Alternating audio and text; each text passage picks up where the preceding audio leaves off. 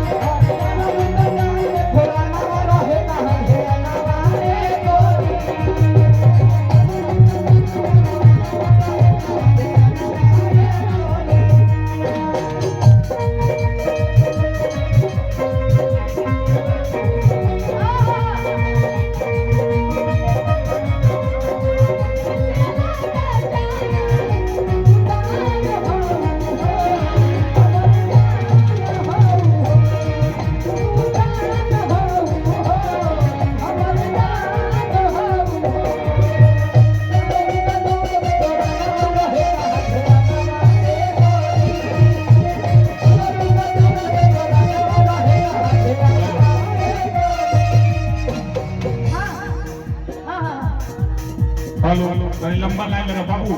तनी रेल का इंजन बनिए तो आप बड़ा अच्छा से रेल का इंजन बनिए। सब लोग लाइन लग करो बाबू को एकदम आगे रखिए। अरे गइलू बनावे भात खिचड़ी पकी हो। गइलू बनावे भात खिचड़ी पकी हो। खिचड़ी पकी हो। गइलू बनावे भात खिचड़ी पकी हो। अरे दूध में चीनी नहीं दे मत धाते हलो। चीनी नहीं दे मत हलो। अरे तो सस रह के तो बड़ी गली आई थी। मार बेला तो है साली आई थी। अजाना ना चलो जा। आज ससुर जी का भजना गाना वाला है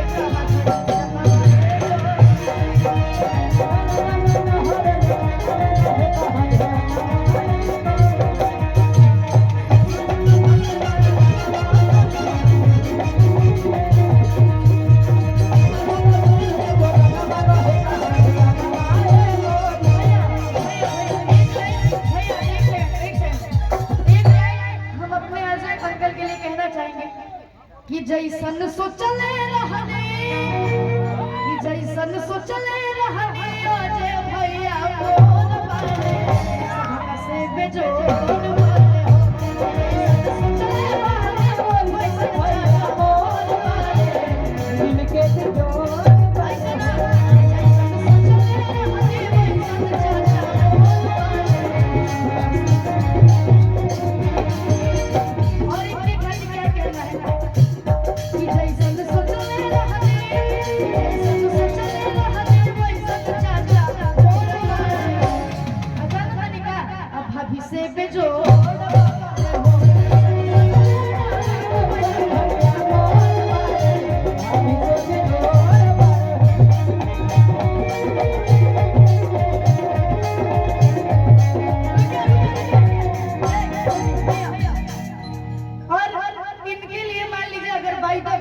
भैया घर में झगड़ा हो गया तो भैया भाभी से जानते क्या कहेंगे क्या कि अरे तू ही बाड़ू घर के मलकिनिया हमारे सार के अरे मोहिनिया हो।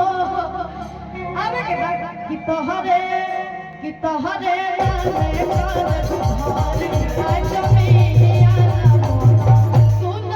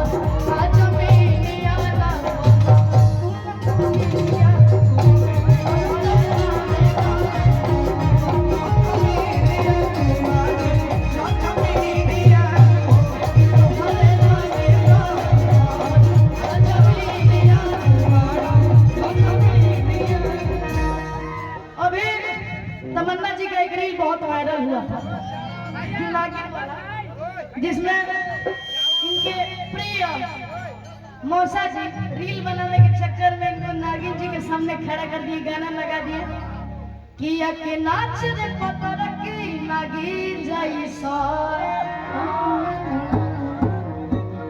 कि पानी चश्मा लगाले दूर बीन जैसन अरे हारमोनिया बजावता नी बीन जैसन अरे के बात किया के नाच रे पता रखी नागिन जैसन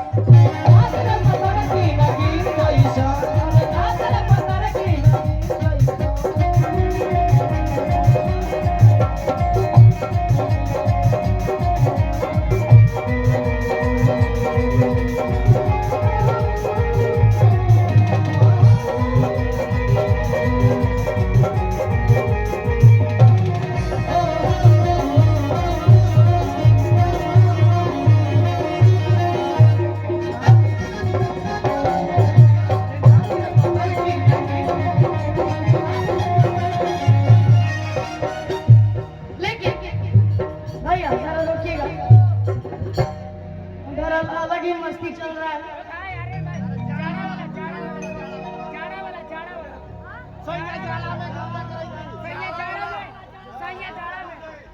सैया जाड़ा वाह भैया वाह, जगी हुई रूह को आपने जला दिया। ए बेटा इधर आओ, इधर आओ बेटा, 2 मिनट रुक जा, 2 मिनट। ए बेटा तहार जन पापा हवे ना, हमार जीजा जी हवे कि ताहा